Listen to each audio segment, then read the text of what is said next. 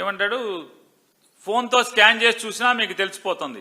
QR code పెట్టాం, link డాక్యుమెంట్లు వచ్చేలా చూస్తాం. సర్వే రాళ్ల మీద జగన్ ఫోటోలు పెట్టారు. మేమిచ్చే పట్టాదారు పుస్తకం ఎవరు ట్యాంపరింగ్ చేయలేరు. ఎవరైనా ట్యాంపరింగ్ మరి చేయలేరు అంటాడు, చేస్తే కఠిన చర్యలు అంటాడు.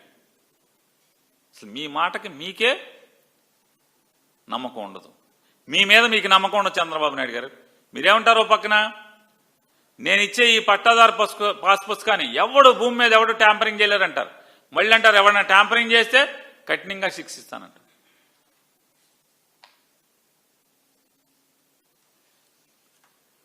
నేను ఒకటే అంటున్నా, మీరు చిమ్మిన విషం ఏంటి అసలు?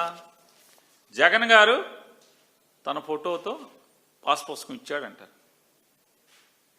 రాళ్ల మీద జగన్ బొమ్మ వేశారని చెప్పి మీరు దుర్మార్గంగా మాట్లాడుతున్నారు. రాళ్ల మీద అసలు జగన్మోహన్ రెడ్డి గారు అసలు ఎవడో నాలాంటి పక్కన చెప్పాడు. అసలు ఎందుకు వచ్చింది అసలు రాళ్ల మీద బొమ్మ, లేకపోతే కొత్త రాయి ఎందుకు వచ్చింది? భూ సర్వే విధానం 1932 తర్వాత మళ్ళీ సర్వే జరగలేదు, రీసెటిల్మెంట్ జరగలేదు. అదే రికార్డులని ఇవాళ దాకా మనం మార్చుకుంటా అదే దాన్ని కొనసాగిస్తే వెళ్తున్నాం. అదే రికార్డులను కొనసాగిస్తే వెళ్తున్నాం కదా. మీరు వచ్చిన తర్వాత మీ గవర్నమెంట్లో ఒకటి పెట్టారు, ఏమని? Dynamic adangal correction, dynamic adangal sub division, dynamic adangal sub division అని పెట్టారు. ఎంత రోత, ఎంత బూత్ అది!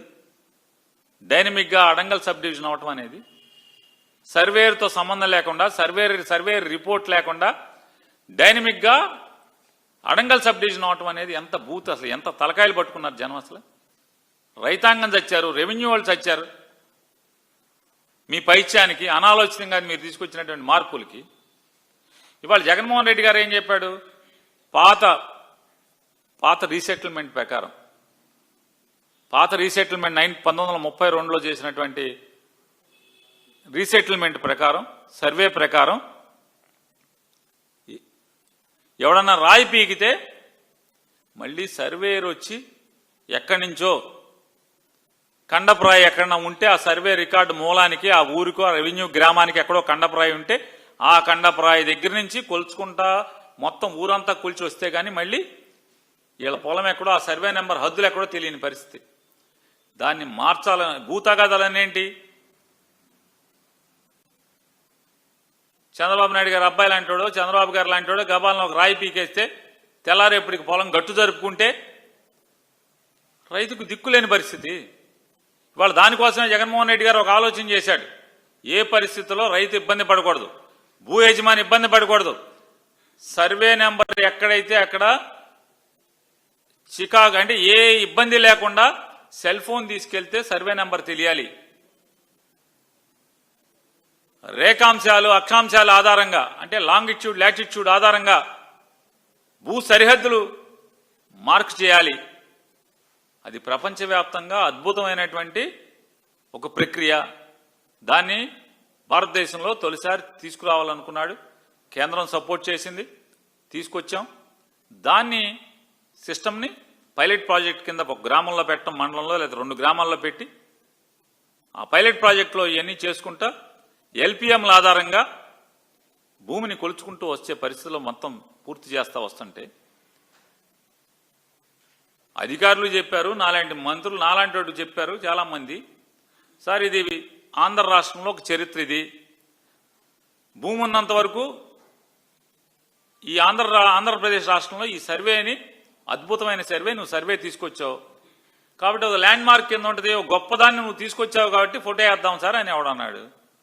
జగన్మోహన్ రెడ్డి గారు అనకుండా ఉంటే బాగుండేది అన్నారు.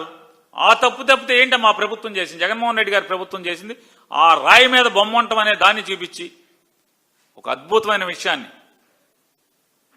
భూ యజమానికి, రైతాంగానికి గొప్ప వరంలాగా మారినటువంటి ఆ సర్వే వ్యవస్థని మీరు దాన్ని అల్లరల్లరి చేశారు. ఇవాళ మీరేం చేస్తున్నారు? అదే సర్వేని కదా, అదే సిస్టమ్ కదా.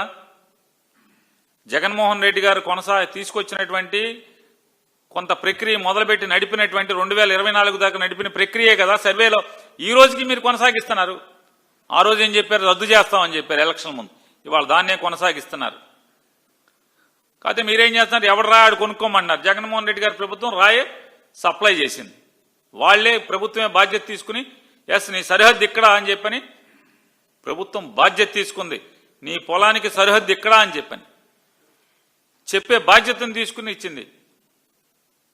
జగన్మోహన్ రెడ్డి గారు బొమ్మ వేయటమే తప్పు అయితే అసలు చంద్రబాబు నాయుడు గారు మీరు రామారావు గారిని పడేశాక ఎన్నిటి మీద కుల సర్టిఫికెట్ మీద ఈ సేవ అనేది పెట్టి కుల సర్టిఫికెట్ మీద మీ ఫోటో ఉండేది, ఆదాయం సర్టిఫికెట్ మీద మీ ఫోటో ఉండేది, కుటుంబం సర్టిఫికెట్ మీద ఈ మీ సేవలోంచి తీస్తే మీ ఫోటో ఉండేది. మరి మీరెవడు? మా కుల పెద్ద? ఎవడన్నా ఏ కులస్తుడికైనా, ఒక వెనకబడిన కులస్తుడికో, ఒక దళితుడికో, ఒక ట్రైబల్కో మీరు కుల పెద్ద అని అడుగుతున్నాను.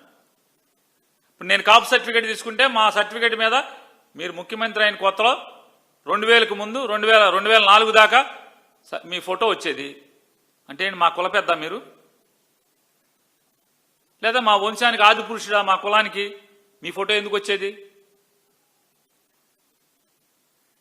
మీ గురువింద గింజ మామూలుగా నువ్వు 6 అడుగుల గురువింద గింజవై నీకు మామూలుగా పేకల దాకా నలుపు ఉంటుంది. చంద్రబాబు నాయుడు గారు మీరు ఇన్ని కబుర్లు చెప్తున్నారు. అండ్ క్యూఆర్ కోడ్ కొత్తగా మీరు ఇచ్చారు. ఇదిగో జగన్మోహన్ రెడ్డి గారి పాస్ పుస్తకం ఇదే కదా. ఇదిగో దీంట్లో జగన్ గారి తల మీద రాజముద్ర ఉంది. జగన్ గారి తల మీద రాజముద్ర ఉంది కదా. ఇక్కడ ఆంధ్రప్రదేశ్ ప్రభుత్వం రెవెన్యూ శాఖ అని రాసి ఉంది కదా. ఈ పేజీ మీద రాజముద్రే కదా. ఇక్కడ జగన్ గారి బొమ్మ ఉంది. ఇది రాజముద్ర ఉంది కదా. ఇది రాజముద్రే కదా అన్న. మరి ఏం తప్పు చేశారు? ఇది క్యూఆర్ కోడ్. అసలు క్యూఆర్ కోడ్ సిస్టమ్ తీసుకొచ్చింది జగన్మోహన్ రెడ్డి గారు కదా. క్యూఆర్ కోడ్ ఉందా లేదా? పట్టాదారు పాస్ పుస్తకం మీద క్యూఆర్ కోడ్ సిస్టమ్ వచ్చింది జగన్మోహన్ రెడ్డి గారి ప్రభుత్వంతోనే ఈ ఆంధ్ర రాష్ట్రంలో మొదలా కాదా? మరి చాలా అనుభవం ఉంది కదా మీకు. 14 ఏళ్ళు 25 ఏళ్ళు అని చెప్తారు కదా. మీరుండగా ఈ సర్వే సిస్టమ్ ఎందుకు తీసుకురాలేదు? మీరుండగా ఈ క్యూఆర్ కోడ్ ఎందుకు తీసుకెళ్లాలి? కంప్యూటర్ నేనే కనిపెట్టానంటారు కదా మీరు. మరి క్యూఆర్ కోడ్ అంటే ఈ క్యూఆర్ కోడ్ కొడితే పట్టాదారు పాస్ పుస్తకంలో ఊరికే గళ్ళుండి ఆ గళ్ళలో పేరు, సర్వే నంబరు, ఎంత విస్తీర్ణం తప్పితే ఏమన్నా ఉండేదా? ఖాతా నంబర్ ఉండేది, ఫ్రంట్ పేజీలో పేరు ఖాతా నంబర్ ఉండేది, ఏ రెవెన్యూ విలేజ్ ఉండేది, లోపల గళ్ళుండి గళ్ళలో సర్వే నెంబర్ ఎంత, విస్తీర్ణం ఎంత, దాంట్లో ఎంత ఉంది ఇడది ఆ పేరు. మరి జగన్మోహన్ రెడ్డి గారు వచ్చాక అది ఉంది, అది క్యూఆర్ కోడ్ ఉంది.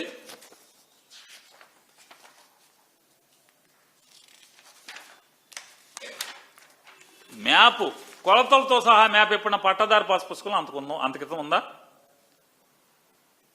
జగన్మోహన్ రెడ్డి గారు ఇది ప్రవేశపెట్టేదాకా పొలం కొలతలతో సహా తూర్పు ఎంత ఉంది, దక్షిణం ఎంత ఉంది, పడమర ఎంత ఉంది, ఉత్తరం ఎంత ఉంది, కొలతలతో సహా అప్పుడే కదా మొదలు. జగన్ గారు పెట్టయిన తర్వాతే కదా. మళ్ళీ దానికి కూడా క్యూఆర్ కోడ్ ఉంది కదా ఆ మ్యాప్ కూడా.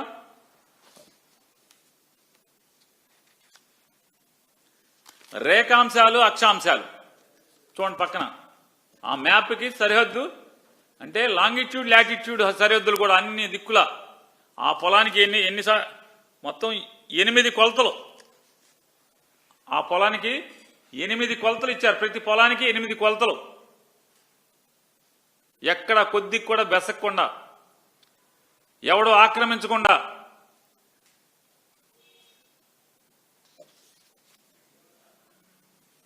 లాంగిట్యూడ్, లాటిట్యూడ్ అంటే రేఖాంశాలు, అక్షాంశాలతో ఉంది కదా.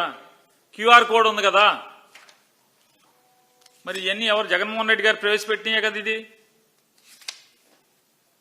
ఇవన్నీ జగన్మోహన్ రెడ్డి గారు కదా మరి ప్రవేశపెట్టింది. మరి మీరేం చెప్తున్నారు ఇవాళ? మొత్తం నేనేం చెప్తున్నారు మీరు. భూమి అనేది మన గౌరవం, మన దేశం, మన రాష్ట్రం, మన గౌరవం అని చెప్పని ఒక స్లోగన్తో ఈ భూమి యొక్క వివరాలని పట్టదారు పుస్తకం అంటే సమగ్రంగా మ్యాపు, లాంగిట్యూడ్, లాటిట్యూడ్ హద్దులతో ఒక్క పొలానికి, ప్రతి పొలానికి 8 సరిహద్దులతో 8 సరిహద్దులతో రికార్డు తయారు చేసి ఇచ్చినోడు జగన్మోహన్ రెడ్డి గారు. మీరేం మార్చారు చెప్పండి? జగన్ బొమ్మ తీయటం తప్పితే మీరేం చేసింది చెప్పండి? మీది 2వ పేజీ, ఇది పైన బ్లూ అట్ట, ఇది 2వ పేజీ మీరు ఇచ్చింది. అదే పుస్తకం కదా, క్యూఆర్ కోడ్, జగన్ లాగానే క్యూఆర్ కోడే కదా.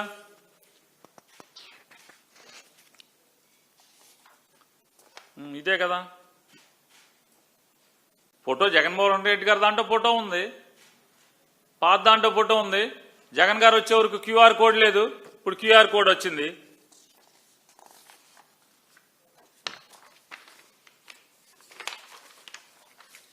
ఇదిగో మ్యాప్, మేమే ఇచ్చాంగా మ్యాప్, మీరు కొత్తగా ఇచ్చినా చెప్తున్నారు. కొలతలు ఇచ్చింది మేమే కదా, రేఖాంశాలు అక్షాంశాలు మేము ఇచ్చాం కదా, మరి మాది కాపీ కదా ఇది. మీరేం చేశారంటే జగన్ ఫోటో తీసేసి కొత్తగా పుస్తకాల్లో కూడా కక్కుర్తిపడి ఎంత మిగిల్చుకున్నారు. ఒక్కో పుస్తకం ఎంతకు ప్రింట్ చేశారు చూడండి. జగన్ గారు ఎంతకు ప్రింట్ చేశాడు, మీరు ఎంతకు ప్రింట్ చేశారు చెప్పండి. ఒక్కో పుస్తకం ఎంతకి తయారు చేయించారు మీరు? అన్నింటిలో కక్కుర్తి కమిషన్లో. ఈ కక్కుర్తి కమిషన్ జగన్ గారు ఫోటో తీసేశామని మీ ఆస్తుల మీద, మరి మా కుల సర్టిఫికెట్, గతంలో మా కుల సర్టిఫికెట్ల మీద, మా ఇన్కమ్ సర్టిఫికెట్ల మీద, ప్రతి దాని మీద మీ ఫోటో వచ్చేది కదా. అప్పుడు లేని తప్పు ఇప్పుడు తప్పండి. ఒకవేళ జగన్మోహన్ రెడ్డి గారు అధికారుల మాటినో ఎవడా మాటిని చేశాడనుకో, ఏంటి దీంట్లో నేరం ఏంటి అంటున్నా? దీంట్లో నేరం ఏంటి? ఆయన ఏమనుకున్నాడు? దేశంలోనే ఒక ఉన్నతమైన అద్భుతమైన సర్వే సిస్టమ్ నేను తీసుకొచ్చాను. ఒక ల్యాండ్లో భూ సంబంధించినటువంటి విషయాలు ప్రభుత్వం ఇదివరకు నాకు సంబంధం లేదని చెప్పేది, నా ప్రభుత్వం వచ్చిన కాడి నుంచి ఇది నాది బాధ్యత. ఆస్తి కొనుక్కుంటే బాధ్యత అది, ఆస్తి తగు ఉంటే తేల్చాల్సిన బాధ్యత అది, ఆస్తి సరిహద్దులు ఎవడు చెరపలేనట్టుగా సరిహద్దులు బిగించాల్సిన బాధ్యత నాది అని చెప్పి అనుకున్నాడు. సరే, నేను గొప్ప సిస్టమ్, నీ దగ్గర భజన చేసేవాళ్ళు ఉన్నట్టే మా దగ్గర కూడా భజన చేసేవాళ్ళు ఎవడో ఒకడు ఉంటాడు కదా. ఆ భజన బృందం, సార్ మీరు అద్భుతం సార్, మీరు మన పొట్ట వేస్తే బాగుంటుంది సార్, చరిత్ర కదా సార్ అంటే సరే అని బలహీనత పడి ఉంటాడు. దీనికి ఏంటి, దీని నేరం ఏంటి, ఘోరం ఏంటి దీనికి?